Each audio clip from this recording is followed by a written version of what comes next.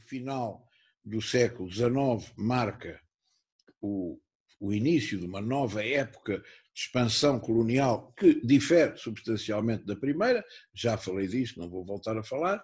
O mapa cor-de-rosa para nós foi o expoente desta arrogância imperialista não tem outro nome. Os ingleses decidiram que tinham que unir a colónia do Cabo, que já tinha sido roubada aos Boers e aos Zulus, e que não eram de lá, nem um nem outro. Aquilo era o Tentote, fazia parte de um povo muito primitivo, do qual nós todos descendemos, que são os povos Khoi. Queriam unificar o centro da África por uma linha férrea em espinha que escoasse para os litorais e que unisse a colónia do Cabo à colónia do Cairo, qualquer uma delas de confisco recente. Para isso fizeram a guerra dos Boers, para isso fizeram a guerra com os Zulus, e claro, depois Portugal estava ali no meio, inventou um distrito novo chamado o distrito do Zumbo, que não existia. O mapa cor-de-rosa é isso, e eles não fizeram mais nada. Se os senhores não saírem já, a gente ataca-vos, mas não é lá, é cá na Europa, é aqui. Temos aqui uma esquadrazinha para arrebentar com Lisboa, um bocado diferente. E aí, uma onda de indignação, quem não se sente não é filho da gente, nós matamos por questões de terreno, ainda hoje vinha no jornal, houve um vizinho com 74 anos que matou um mais novo por causa de uma questão de terrenos, por isso é que a gente mata, isso aí dá para matar. O resto, montam-nos e fazem 30 por uma linha e o povo português dobra a espinha e paga.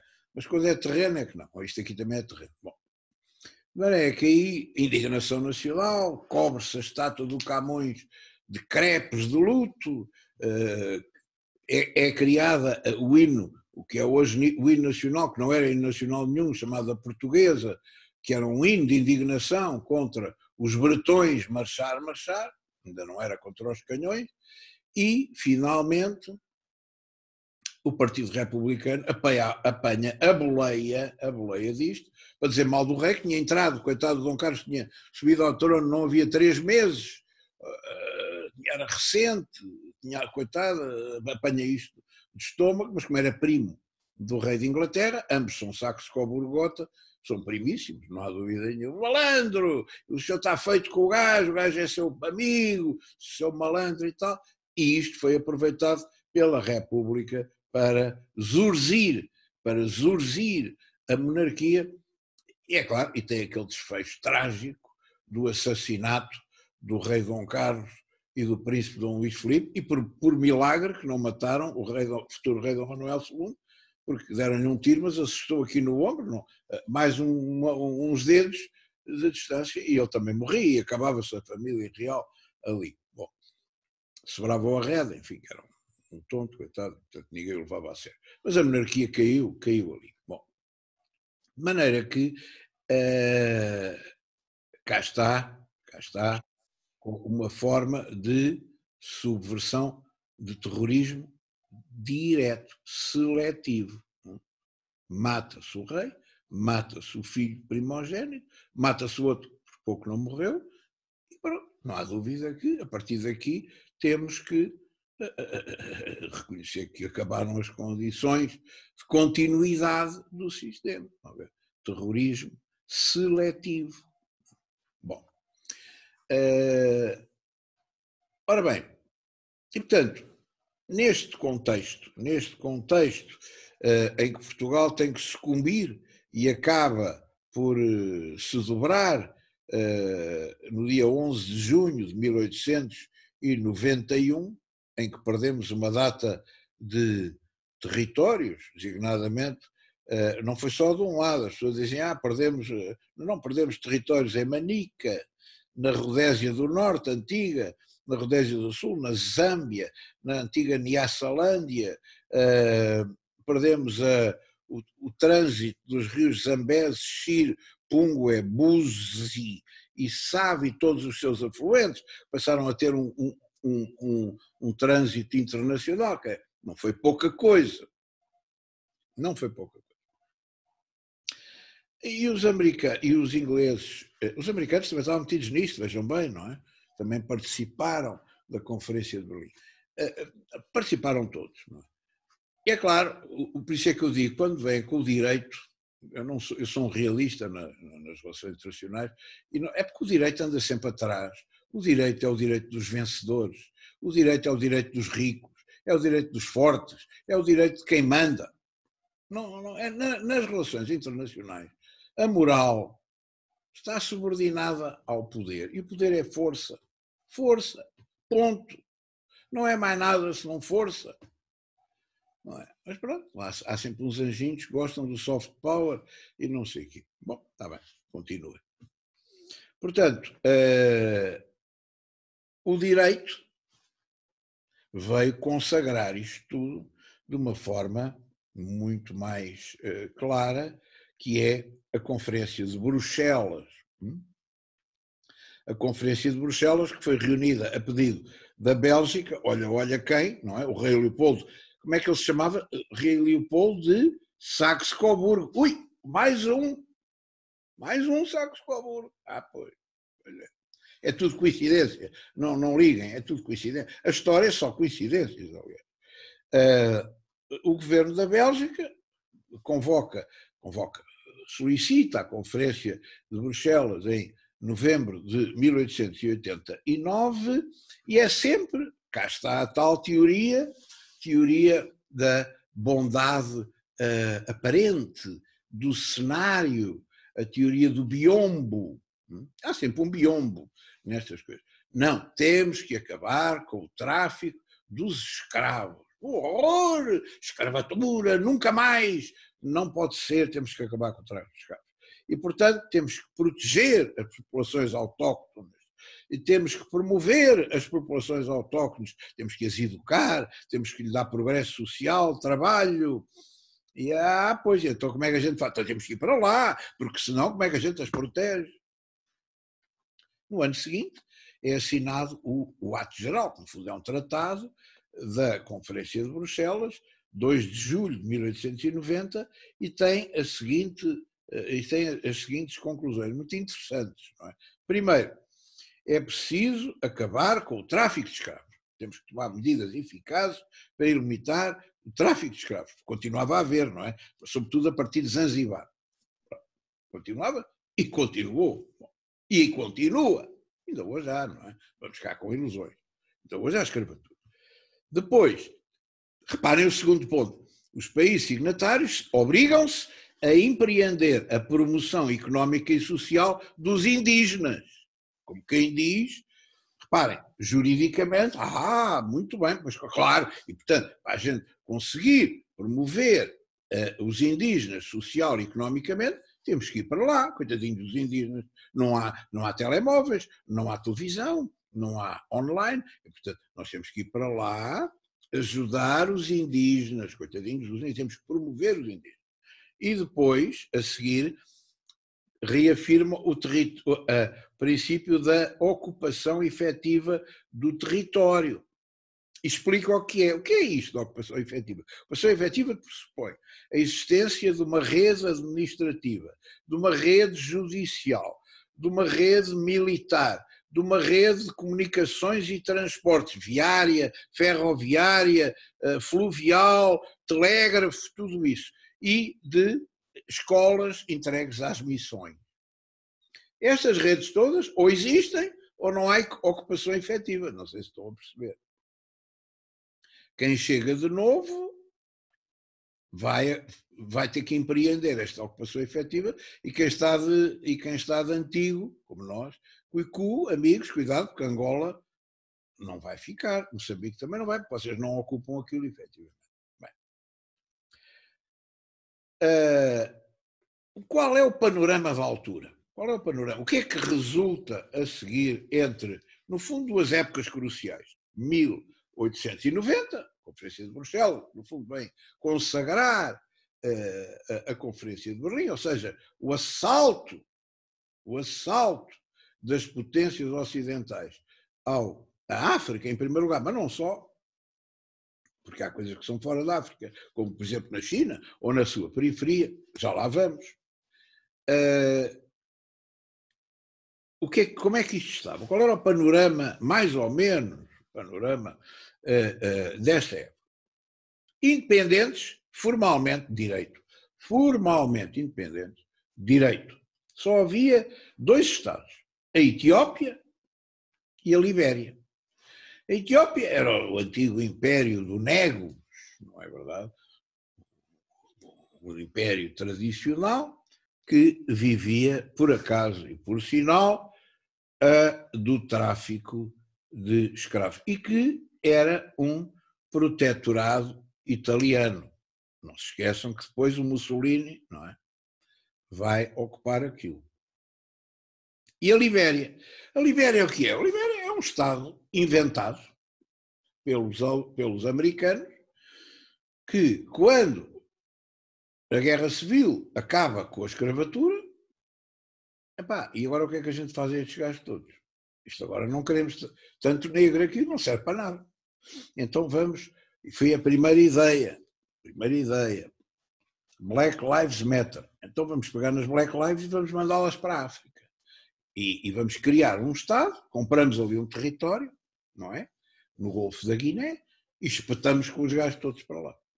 E foi isto que fizeram. Os ingleses fariam exatamente o mesmo com a Serra Leoa, que era uma companhia colonial, que depois se transformou em Estado. Depois dizem assim, mas porquê que aqueles gajos estão sempre com golpes de Estado? Pudera, um Estado fabricado assim, o que é que pode dar? Bom, a Espanha, Portugal já sabem, não é? Temos o que restava do Império Colonial, o Brasil já tinha sido independente, portanto, em África tínhamos Cabo Verde, São Tomé e Príncipe, Guiné, Angola e Moçambique. A Espanha tem apenas as colónias do Saara espanhol, que se chamava Rio do Ouro, o Saara espanhol, as Canárias, a Guiné espanhola, as ilhas de Fernando Pó e Annobon e o Protetorado de Marrocos. A Bélgica tem um colosso enorme, isto convém ver no mapa, meus senhores, não estudem isto sem ver isto no mapa, porque senão não se percebe nada. Vejam o que era o Congo, o Estado Livre do Congo, que o rei Leopoldo primeiro começou por ser uma coisa de estudo, eu já falei disto, depois passa a Estado Livre do Congo. Quem é o rei? Se não há ninguém, fico eu, disse o rei Leopoldo. E depois o rei Leopoldo morre e deixa aquilo à Bélgica, e a Bélgica passa a ser um império colonial à custa de uma herança do rei. A Itália, que tem sempre a mesma coisa, que umas colónias péssimas, a Eritreia, que era uma desgraça, a Tripolitânia, que no fundo é a Líbia, não é? Trípoli, que eles regressam, a quem vão sistematicamente regressar no tempo do Mussolini, e depois também, porque aquilo não havia maneira de ser independente, e uma parte da Turquia chamada a Cirenaica. A França, foi fartar a vilanagem, com protetorados e a da cá que és meu. A Argélia, a Tunísia, o protetorado de Marrocos, que depois passa para eles, a África Ocidental Francesa, que era uma coisa enorme, que incluía o Senegal, o Mali, a Guiné, a Costa do Marfim, o Burkina Faso, a Mauritânia, o Daomé, o Chad, o Niger, a África Equatorial Francesa, o Congo Médio, enfim, o Gabão, o Chad, um colosso.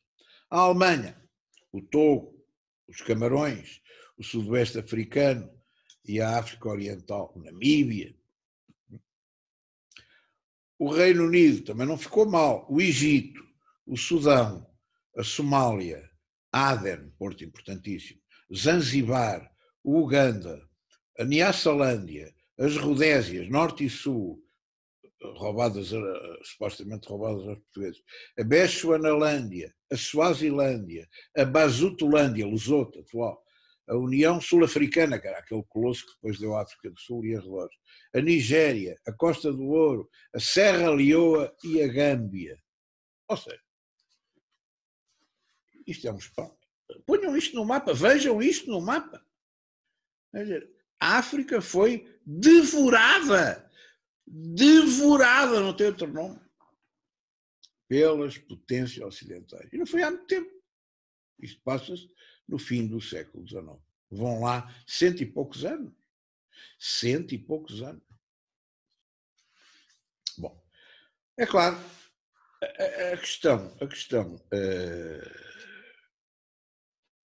da partilha do território não foi equitativa. E o Império Alemão foi promovido por capitalistas privados que obrigaram o Bismarck, que era conde, e depois passou a príncipe, e que foi um grande chanceler, não há dúvida, mas que tinha um conceito militar da Alemanha, que era a Mitteleuropa, a Europa do meio. Ele era um prussiano, portanto, aquilo que ele olhava como importante era a Europa Central. Estava-se nas tintas, foi obrigado pelos capitalistas. Não, o senhor tem que ter território, temos que ter colónias. E foi assim que ele acabou por juntar ao Ministério da Marinha, que era no fundo das comunicações, o Império Colonial, e que depois acaba por criar um departamento colonial. Mas queixavam-se de que era pouco.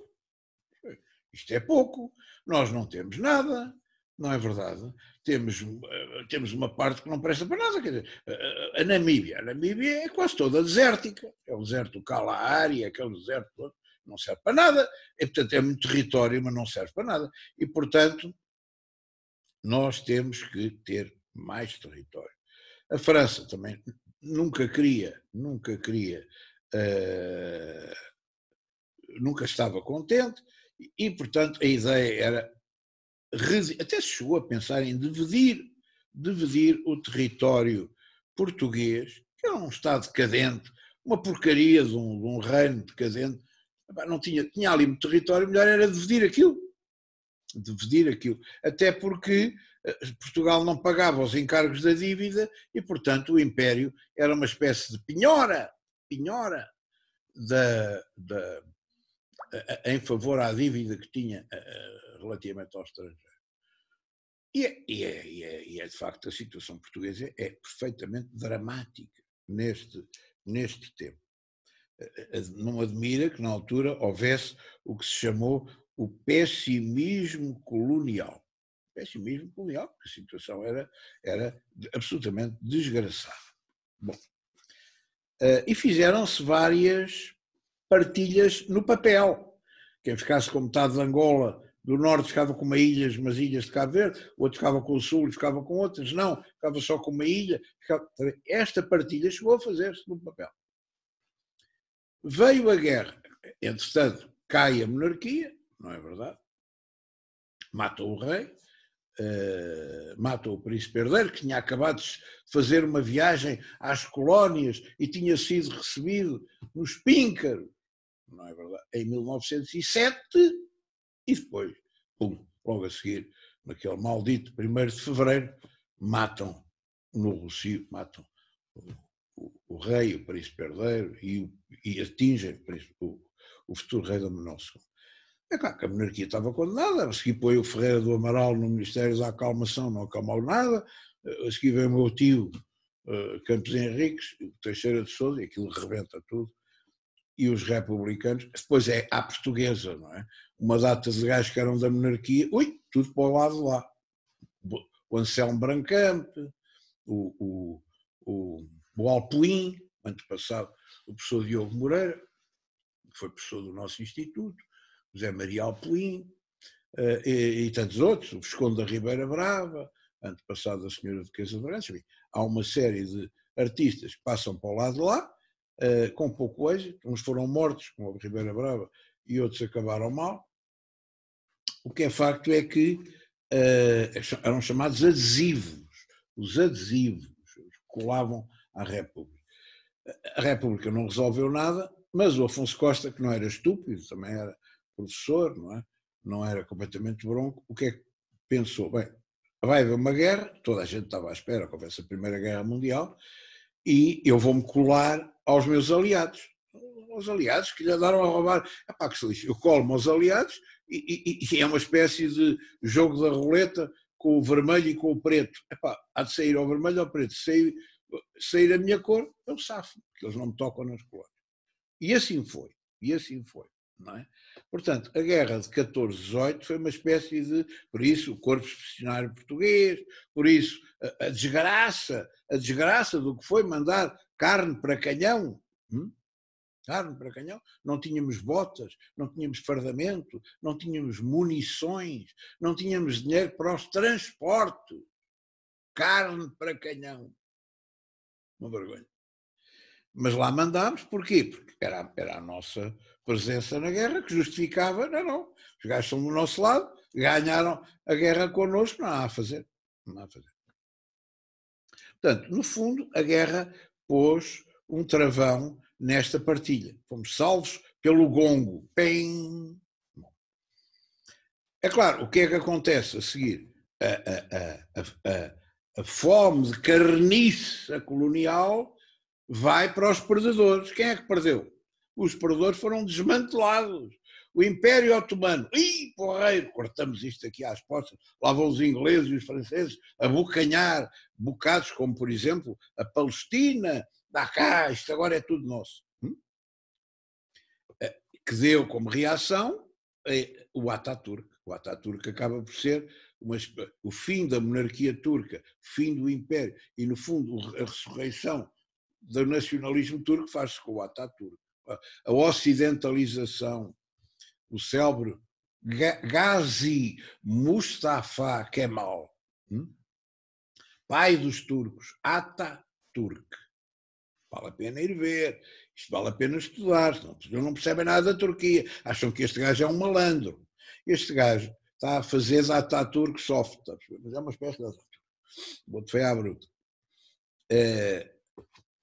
Bem, depois o Império Alemão, lá caiu o Segundo Reich, acabou-se o Império, a República vai dar cá o Império Colonial, tudo partilhado, tudo repartido. E não chega, então vamos partilhar a Alemanha mesmo aqui, Alsácia-Lorena, e depois o Ruhr, dá cá. Depois admiram-se que haja outra Ataturk, não é aqui, não é Ataturk, é Hitler. Pois. Quando se faz isto, quando se gera o caos financeiro, o caos económico, a seguir veio o ditador, a seguir veio o tirano. A culpa não é do Hitler, a culpa é da situação económica que conduz inexoravelmente ao Hitler. Vai repetir-se outra vez. Os senhores vão assistir, e eu também. Mas eu, com algum gáudio, diz assim, olha lá, acertei eu outra vez. Não é? Quando sair de professor, vou manter o mesmo e-mail, prof. Sousa Lara. Então já não é professor. Não, eu agora passo a ser profeta Sousa Lara. O prof passa a profeta. E aulas vou continuar a dar, vou morrer a dar aulas. E por conseguinte, todos os impérios caíam, a Áustria e a Hungria, pum, desfizeram o Império Austro-Húngaro, não é verdade? Portanto, os impérios derrotados e o Kaiser mesmo assim levou uma trancada em plena guerra, o czar, desculpem, russo levou uma trancada, o Nicolau II, não é? Aqueles bigodes lindos, não é verdade? Alemão também, o que é que eu estou a dizer? Era Holstein, isto não se devia dizer, devia ser russo, não era alemão. Era alemão, como a Rainha de Inglaterra e como o Príncipe Filipe, são todos alemães, não é? Mas pois é. É tudo coincidência, é coincidência. Bom, foram derrotados pela Revolução de Fevereiro, do Kerensky, que era outro imbecil, fez uma revolução, não conseguiu segurar aquilo, e depois veio o Lenin, pago,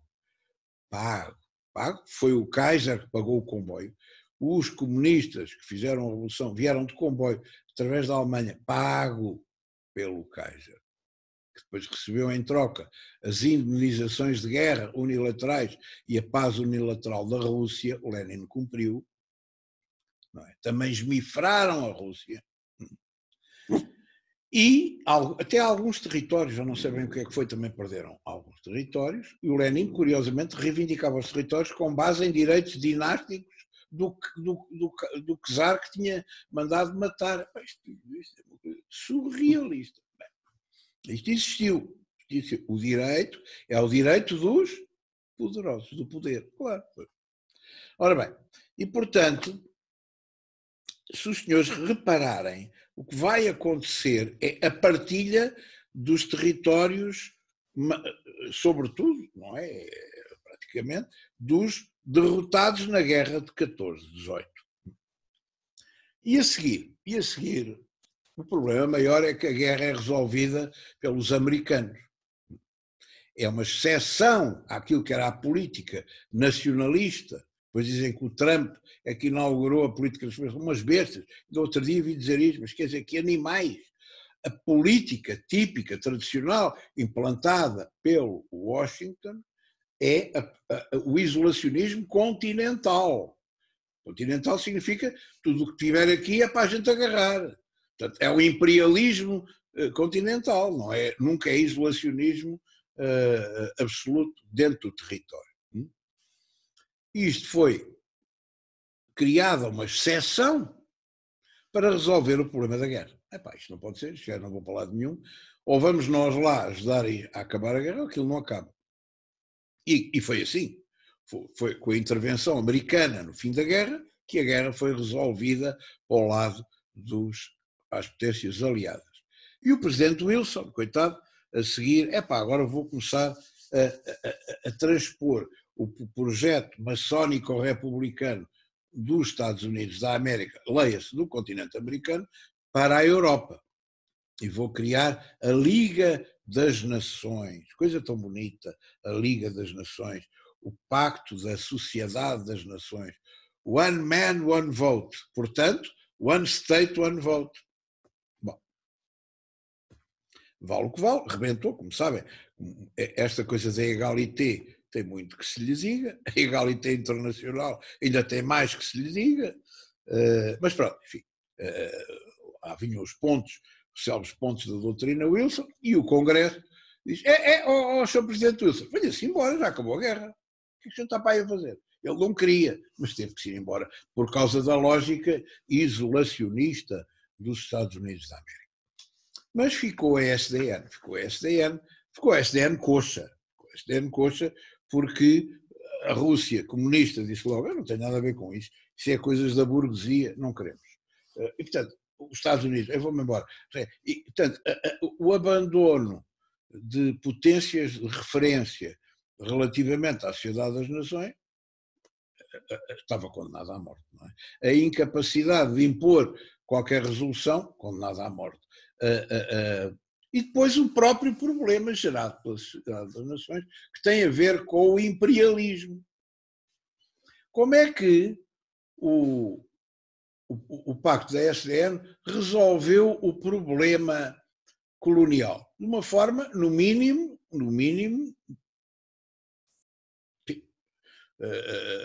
maquiavélica, que é, eu não consigo acabar com as colónias com uma varinha mágica. E, portanto vou deixá-los roubar durante mais uns anos e há uns que vão roubar e depois têm que os tornar independentes, outros assim, e outros, não interessa nada, que é deserto, Namíbias e porcarias dessas, fiquem lá com a bicicleta. Pronto, basicamente a filosofia é esta. Eu estou a abandalhar isto, mas isto é assim mesmo. Mandato de tipo A, mandato de tipo B, mandato de tipo C. O que é isto? Isto é chamado sistema dos mandatos. Mandato tipo A é o seguinte: os países mais desenvolvidos, aqueles que já podiam quase que ser independentes, vão ficar nessa situação, mas como ainda não estão em ponto de rebuçado, vão ficar sob a proteção de um império europeu qualquer. É para ver se eles melhoram ali uns pontos, é preciso limar umas arestas. Mas, atenção, limadas as arestas, os países protetores têm que dar independência plena aos países protegidos. Portanto, em certa medida, o Estado era reconhecido como Estado semi-soberano. Para já são Estados protegidos. Era uma espécie de passinho tímido, como quem diz, ao França e vocês, ou Inglaterra, ou Reino Unido, vocês agora espremem o limão, mas depois têm que deixar o limão, porque estes gajos têm que ficar independentes.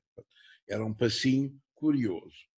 como, por exemplo, dê lá exemplos, o Império Otomano, a Síria, o Líbano, a Palestina, a Transjordânia. Isto eram países que saíam para ser independentes. Cuidado, não vai ficar. Mandatos tipo B. Não. Isto aqui está muito mais atrasado o processo. É preciso proibir o abuso. Está cheio de abuso, o tráfico de escravos, tráfico de armas, fabricação de álcool clandestino que vendem aos indígenas.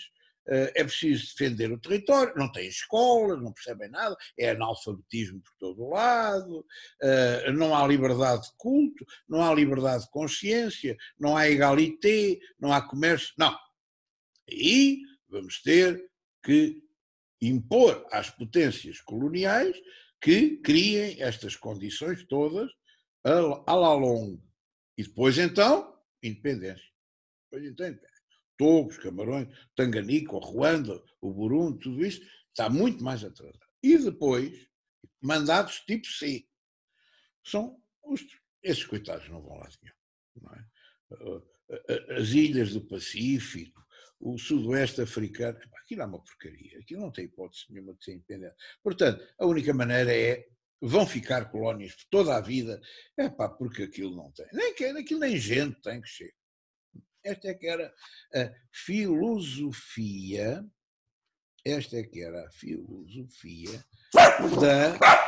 da nova época do tratado, da nova época que resultava, no fundo, do pacto que cria a Sociedade das Nações. É esta a nova época, a nova lógica.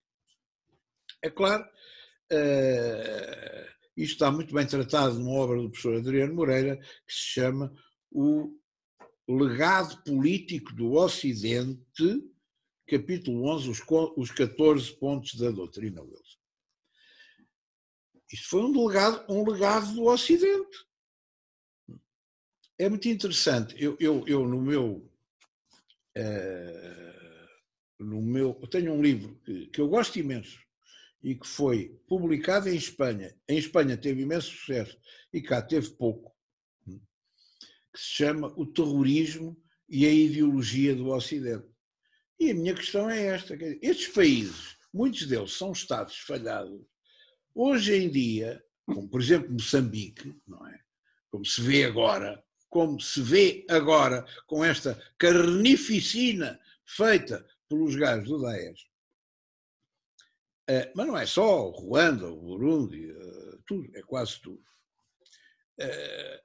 O que é que acontece? A culpa é deles? São os indígenas que são burros e que não conseguem ver um palmo à frente do nariz? Ou será que o processo histórico que nós, europeus, criámos naquelas zonas, não foi só em África, há outros sítios da América Latina ou da Ásia, que nós criámos, ou será que as condições objetivas de territorialidade, de disforia cultural que nós criamos, tenham provocado processos de desintegração que depois conduzem a Estados falhados? É esta a grande questão do meu livro, o terrorismo e a ideologia do Ocidente. É claro que é mais fácil dizer que os gajos são umas bestas, mas se calhar não é por aí. Se calhar não é por aí que a coisa lá vai. Se calhar não é por aí. A explicação não deve ser essa. Bom, e por conseguinte, o que acontece? Acontece que a política dos mandatos, em certa medida, teve algum investimento, não há dúvida nenhuma. A grande fase do investimento nos impérios coloniais vai desde o final da guerra dos anos 20 até à independência. É o grande esforço de investimento, maior esforço de investimento, sobretudo em infraestruturas, é daí, não há dúvida. Até no ensino, mas se repararem, até aí estamos a criar um viés.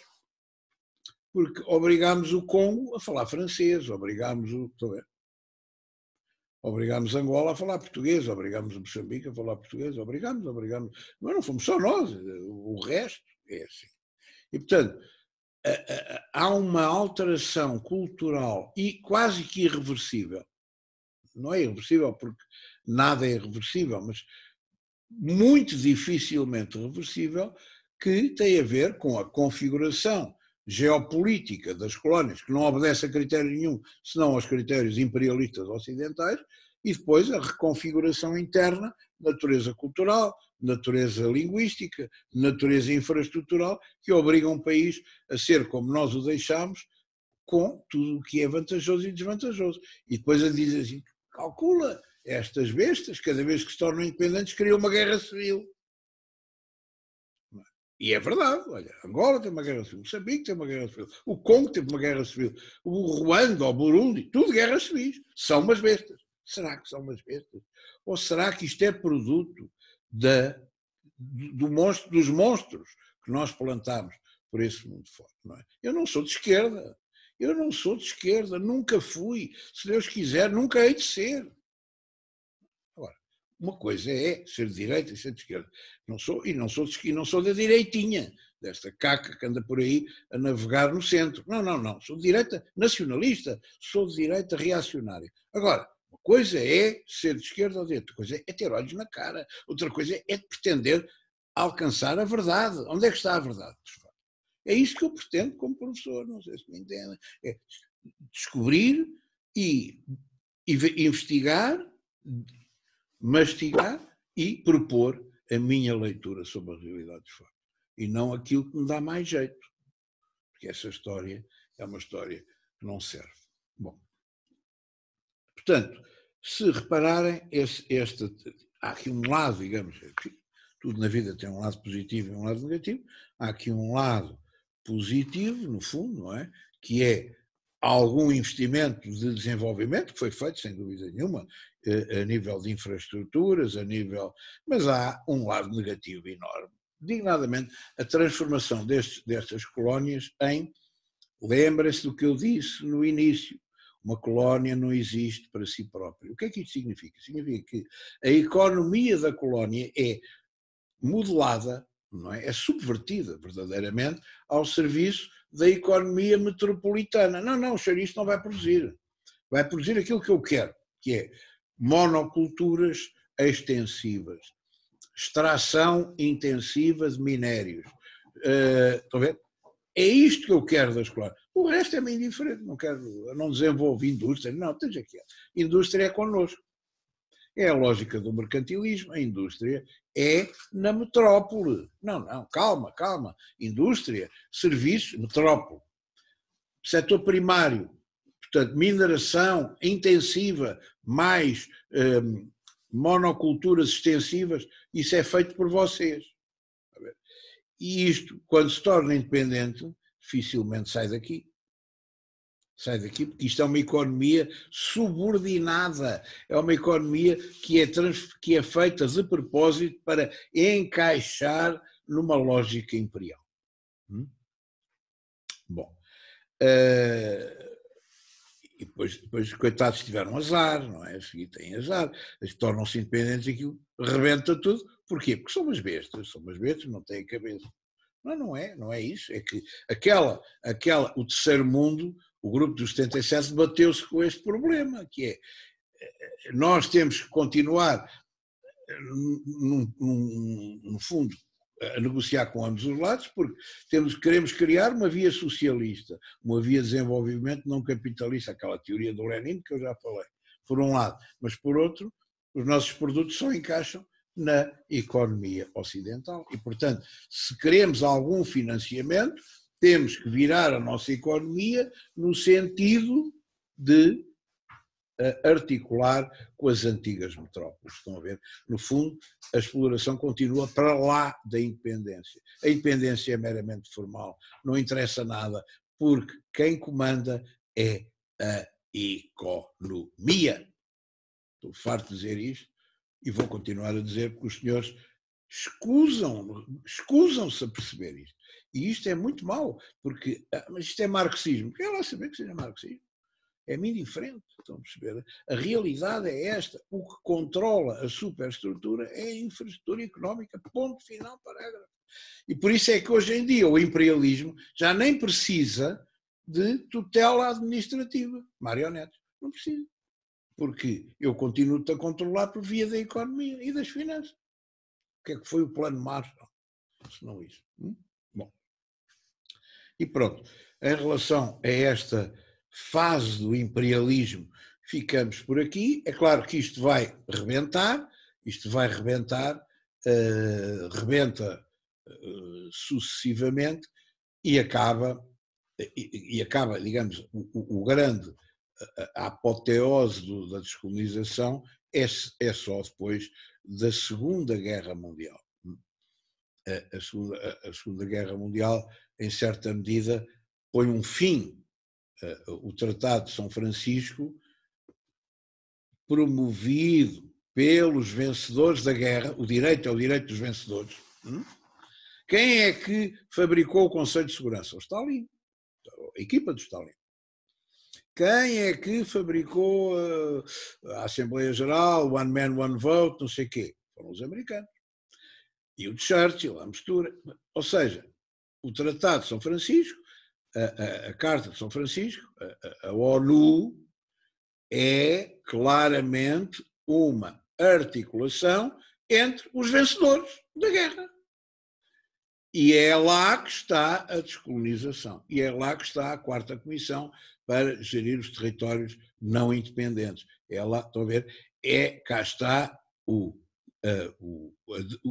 sentido de descolonização aliado, quer do marxismo-leninismo, que quer rebentar com a lógica de apoio das colónias ao capitalismo multinacional, e que também tem algum olho sobre alguns territórios, e do outro lado, a lógica americana, que é, isto agora sai das mãos destes gajos e eu vou criar a minha expansão para fora do Império Norte-Americano. E, portanto, curiosamente, isto vai aliar-se, estas duas vontades de descolonização com sentidos diferentes e até opostos, vai aliar-se